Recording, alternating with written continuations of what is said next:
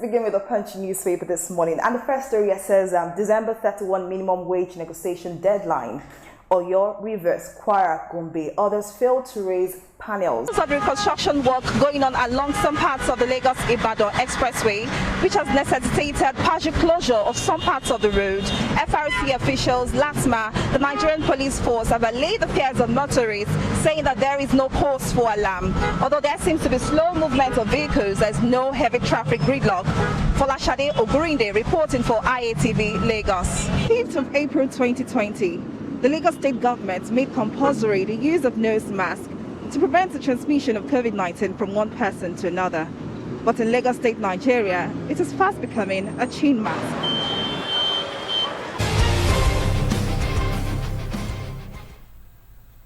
Hello and welcome to the COVID-19 update for the 5th of June 2020. I am Folashade Ogunrinde. Now let's begin with the current global figures on COVID-19. Around the world right now, the total number of coronavirus cases stands at 6,723,644. The total number of deaths stands at 393,552.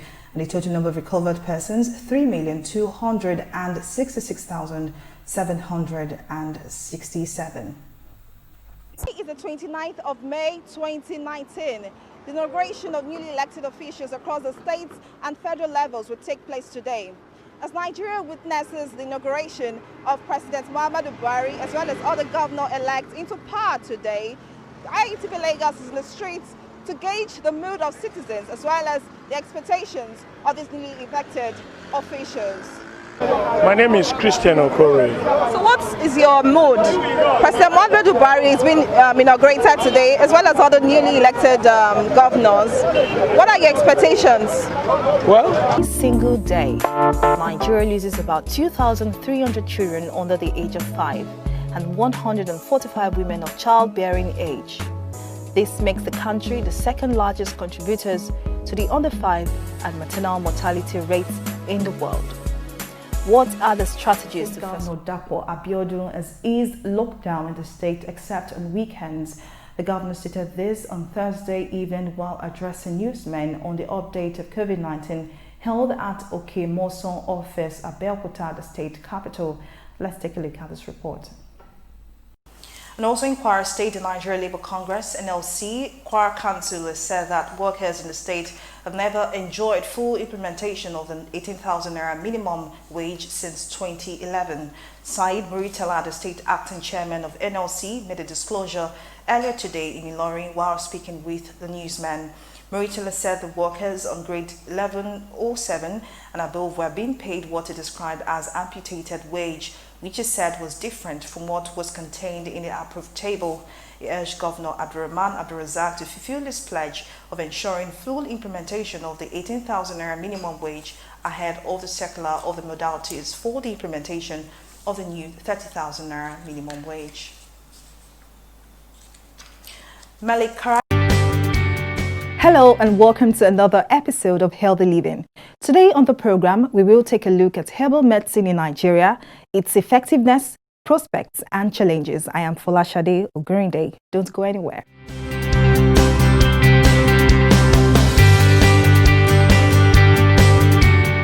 The use of roots and plants to cure illnesses is an ancient tradition Nigerians are familiar with.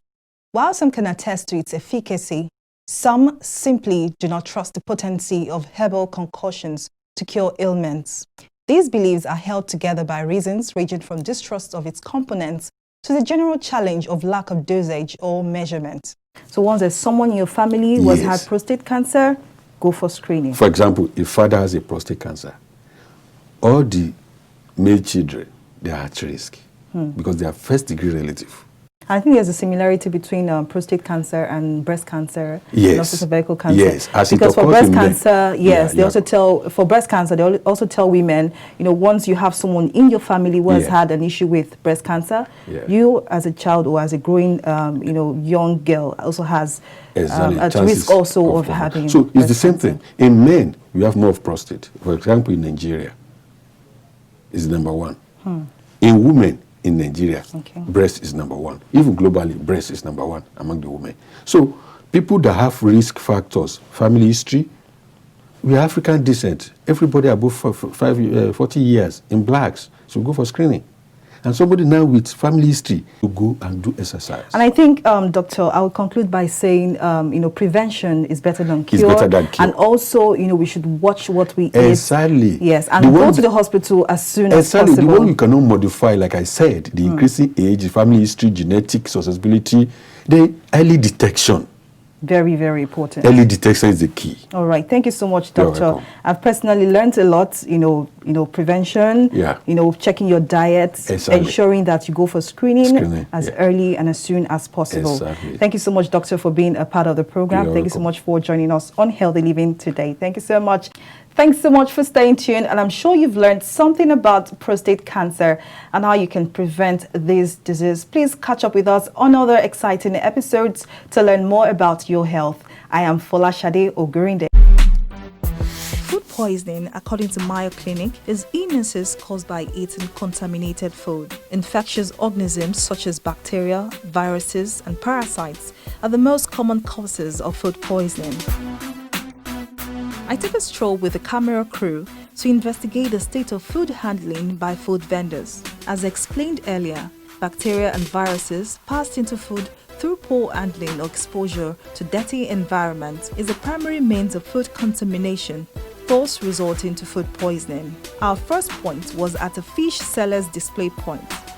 Though she used the fork to pick pieces of fish to be sold to customers, our wares were uncovered and exposed to polluted air all around.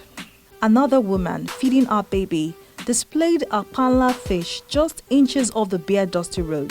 Certainly, the dust and toxins from exhaust pipe rest comfortably on a smoked fish. Our camera captured more footages. The nut seller who used his bare hands to serve and package into plastic bags. We bought some popcorn and granules from a woman hawking our wares. Our guguru and ekpa was sold to us 3 feet from the gutter on the very road of Agege. Like you guessed, our bare hands were used to squeeze out the skin of the fried granules. Another scene our camera captured was a fruit seller in the process of preparing slices of watermelon. He handled these melons without hand gloves in an open space beside a busy road. Now, take a moment to imagine where his hands must have been before now. Well, your imagination is as good as mine. To forestall an epidemic of cholera or even the dreaded Lassa fever virus, members of the Agege Local Government Environmental Sanitation Department move around these neighborhoods to enforce food safety and environmental laws. In this neighborhood, while some residents reluctantly obeyed instructions from the sanitation officers, others vented their displeasure. In a twist of event, some residents lauded the activities of the sanitation officers. To them, it's a move that can help prevent disease outbreak. So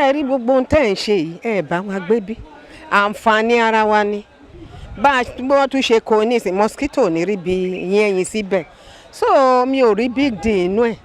Àìsàn tí wọ́n ló wà ń tà kò ní kàn wá kò ní kàn mọ́ wa fún àǹfààní ara wa ni gbogbo ohun tí à ń ṣe ó tẹ́ wa lọ́rùn Ọlọ́run kó ràn wá lọ́wọ́ kó fún wa lókun àtagbára láti máa ṣe nǹkan tẹ́ ẹ fẹ́ nǹkan tí tẹ́ ẹ fẹ́ ká ṣe. These residents, however, expressed areas of neglect by the government.